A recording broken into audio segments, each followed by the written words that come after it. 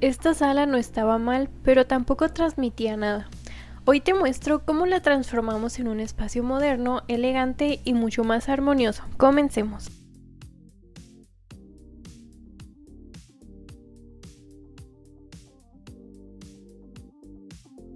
Presentación del espacio. Este era el estado original de la sala. Aunque el espacio funcionaba, no tenía un estilo definido. Los colores no estaban en armonía, los elementos no conectaban entre sí, y eso hacía que la sala se viera sin personalidad.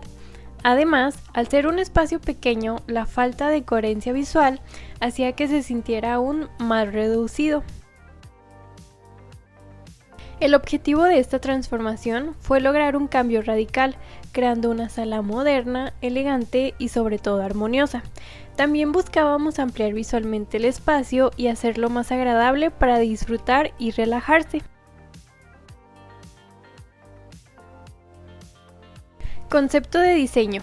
Para este proyecto elegimos un estilo moderno basado en la simplicidad y el equilibrio. Se trabajó con una paleta de colores neutros y claros para poder así dar una sensación de amplitud combinados con acentos que aportaban elegancia. Inspiración. Para la inspiración se centró en crear un ambiente relajante y visualmente limpio. Se eligieron materiales suaves, texturas acogedoras y una decoración equilibrada que aportaba estilo sin saturar el espacio. Distribución del espacio. Uno de los puntos clave fue mejorar la distribución. En espacios pequeños, cada elemento cuenta. Se reorganizaron los muebles para así lograr una mejor circulación y aprovechar el espacio de forma más funcional.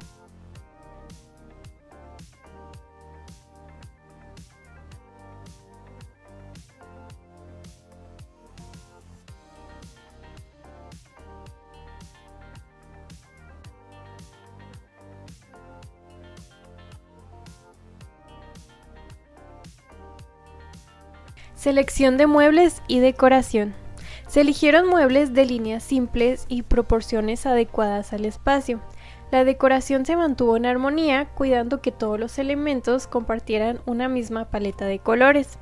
Los detalles decorativos aportaron elegancia sin recargar el ambiente.